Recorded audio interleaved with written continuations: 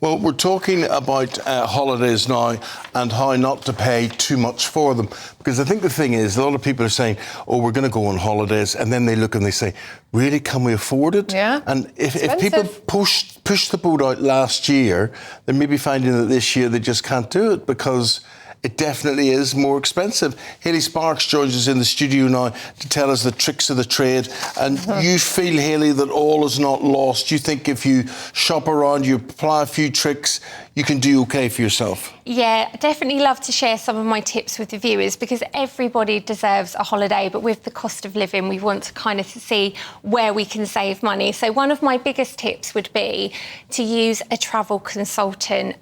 They work for you for free, so there's no cost to the consumer. But what I didn't realise till I joined the travel industry is about 60% of the world's holidays are trade only, so you wouldn't find them online. So if you work with a professional, they can help do all the research for you, shop around, look at the trade only deals. So you might have Hayley, some little is this the same gems. as a travel agent or is this different? Travel agent or an independent travel consultant, any travel professional will have access to the trade only deals, discounts, holidays, etc. So that would definitely be one of my tips. But obviously, if you are going to do your own research and find your own holidays, I'd say the more flexible you can be on dates, obviously the prices will be great, and also be really open-minded when it comes to destinations. So some of the hotspots at the moment, Poland, for example, is one of the most affordable European destinations, which is really trending. Have you been to Poland? Yeah, I've been to Poland, but a long, long time ago now. It's not somewhere I would consider a hotspot, but this is the idea, right? You need to be flexible. Yeah, be flexible, be open-minded. Other really up-and-coming destinations, you've got places like Albania, Bulgaria, great alternatives to Greece. You've only got to have a look online at the stunning coastlines, mountains. Well, you see, I'm thinking here again, I haven't been to Albania or Bulgaria or Poland. Well, apparently the Albanian Riviera, as it's called, the beaches are really nice there. Yeah. And it's so cheap to get drinks and... Beautiful, so affordable. And another top tip to consider is a cruise. Now, people often think, wow, cruises, you think luxury, you think, sort of bucket list, but that is not the case. The cruise market is so extensive. So there's great budget entry-level cruise lines, which are fantastic for families. You know what you're paying for. There's no hidden charges. And different brands like MSC, for example, they'll do single-parent discounts, which is really lovely. Discounts for NHS workers. You've got brands like P&O that have got a whole fleet of ships to choose from.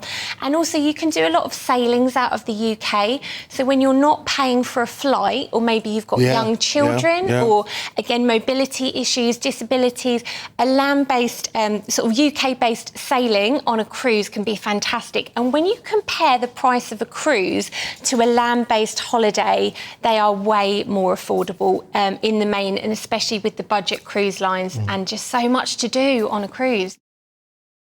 Have you been getting a load of spam in your email recently? What about random calls? It's really annoying, isn't it? Data brokers are out there collecting your personal information. Anything from your email, your full name, your address, and even your political affiliation. Cyber criminals can even use AI to mimic the voices of friends and family to trick people into sending them money. And it gets even worse. People out there are getting huge loans taken out in their names without even knowing about it. But don't worry, because the sponsor of this video, Incogni, can help. They reach out to the data brokers on your behalf and request that your information is removed from their databases. Incogni continues to make sure that your data is removed automatically from the internet via repeated removal requests. So, how can you get started? Well, step 1, hit the link in the description, create an Incogni account and tell us whose data you'd like removed. Step 2, grant Incogni the right to work on your behalf. Step 3, sit back, relax, and watch Incogni work. They will update consistently so you know when your data has been removed. Incogni is risk-free for 30 days, so you can try it for yourself and you'll get a free refund if the service isn't for you.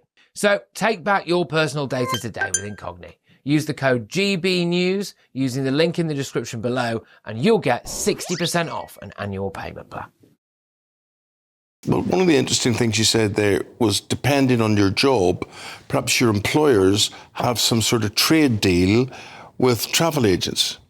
Yes, absolutely. Sometimes you can get special discounts and deals. So I would say you've got nothing to lose by working with a travel professional. They do all the research, because on average, a UK consumer will spend about 30 hours looking for holidays, go on so many different websites, and it can just get a little bit overwhelming, a little bit confusing, where if you go direct to an expert, they might be able to share some of these hotspots, some of the affordable destinations. You see, there's this thing nowadays where we, as the consumer, are expected to do all the work. All the legwork, Yeah, yes. all the legwork. You know, book it yourself, do this, do that, whatever it is. And I am so lazy that I would just prefer to pay. Do I pay extra for this? No, there's no extra charge, because travel professionals, they get paid by the travel tour operators that they work with. So, yeah, they get paid by the suppliers, basically. So their service is completely free. Just like a mortgage broker, you don't pay them to find a mortgage for you.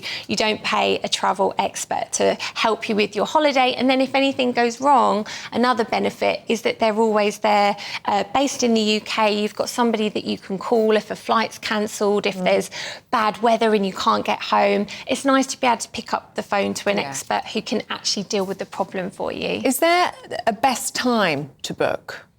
Now, the best possible time to book, where you get the most incredible deals, the best choice is actually straight after Boxing Day. There's a period called peaks in the travel industry, which runs right after Christmas. I haven't even got the summer planned yet. And talk about Christmas here. But that's where you save the big bucks. Yes, for next year, for 2026 and beyond, definitely start having a look. And that's when you'll notice on every TV channel, all the big travel companies will be... The adverts for travel are everywhere straight after Boxing Day. That's because they want to sell their stock of holidays up front, and they'll have the best choice, the best deals. But, I mean, like I say, you can obviously find great holiday offers all year round.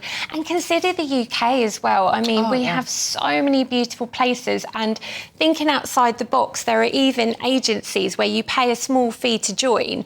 But if you're an animal lover and you've got experience looking after dogs and cats, you can actually go and pet sit, but you get to stay in a family's house for free if you agree to care for their pets. So if you're really on a budget, think outside the box, because everyone deserves a holiday. Okay. Well, in fairness, you know, I know from your work, for instance, and you're always working, you're always on the go, but you do spend a lot of time in the UK with home-based holidays, and the weather doesn't put you off, and if so, why not?